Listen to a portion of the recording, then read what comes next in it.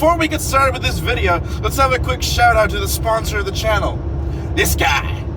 Every single comment I thoroughly enjoy reading and responding to. Every single subscriber, I see you. Don't think you're just a drop in the bucket. I see you and I appreciate you. This crazy little project is nearing almost 300 subscribers and I couldn't be happier. Hopefully by the end of this video, I'll have earned your subscription. But for right now, let's get back to the video. First, after we've made peace with boundaries of the car, now we can look to optimize what we have. And what we have available to us, all things considered, is a fairly decent chassis. We just have to know where to look to optimize.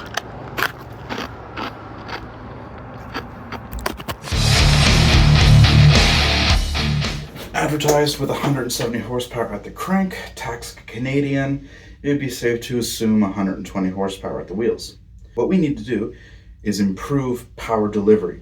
We need to increase the efficiencies, increase the applied torque, and subsequent noise, vibration, and horsepower. Our feds could learn something about that too. A rear subframe bushing insert kit and rear diff bushing kit are key.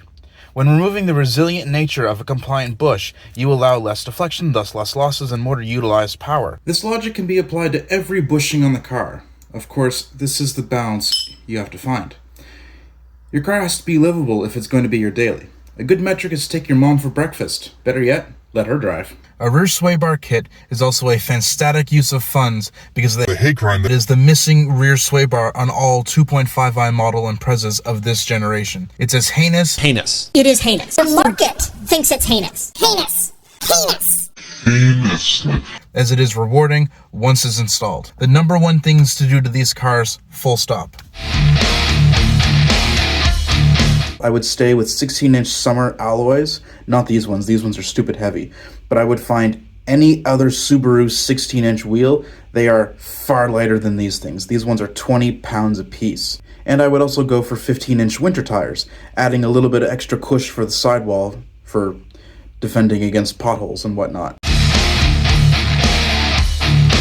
I might be a snob, but I like a leather steering wheel. A leather steering wheel cover isn't the worst, but if you're going to be touching something constantly, just get something that you like and that's comfortable. Something you likely might not notice if you're driving your Impreza is just how low the front passenger seat is. It is unbearable.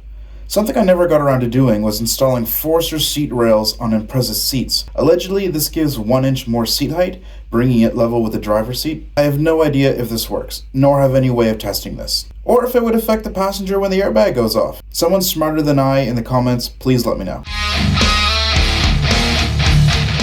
Thirdly and lastly, but most importantly, maintenance. If you're watching this video with the intention of modifying your 2.5i, there's a greater than zero chance that your car is more than 150,000 Ks and is at minimum 15 years old. The world has changed fairly dramatically in 15 years. Chances are, so has the rubber bushes, seals, seat foam, springs, and paint have also changed. If you bought this car when your child was born, they'd be 15 and they'd be in high school now. Or at least starting. This could segue into a larger conversation about growing up, maturing, and a Kenny Rogers song, so we'll touch on it briefly. You are not defined by your vehicle. Do not associate your identity with a vehicle or a brand or anything like that. It makes you incredibly dull and one-dimensional as a human being. A car is just a car. A person is just a person. Both can change dramatically in the span of 2 years in any environment. Find a good car, something rot-free and cared for.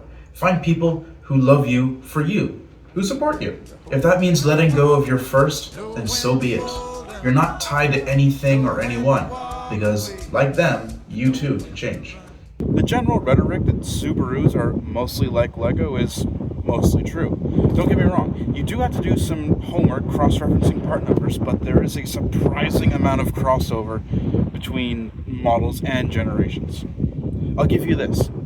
The front suspension of an 08 to 11 Impreza is shared with the front suspension of an 05 to 09 Legacy, and the rear suspension is shared with the same style body WRX and STI, as well as the Gen 1 BRZ. And if you're familiar, those models, they got Bilsteins. You can make your own Bilstein setup for a 2.5i Impreza. It'll be expensive and it won't be worth it, but hey, who am I to judge? The wacky thing is that Subarus are largely formulaic. The same things done to a 2004 car are largely applicable to a 2023 car, or 2025 car for that matter. It's largely unheard of in the automotive industry, save for BMW, of course, but we're not going to talk about them for just a little bit. You know, call me an old man, but I think these mods are perfect. If you want speed and thrills, two wheels are where it's at. I think the traditional turbo Subaru enthusiasts are the die-hard masochists that will either self-destruct or be forced to innovate. I don't want to be a part of that crowd, but if you do, hey, that's great. I'll see you in the parking lot at Sobeys next winter.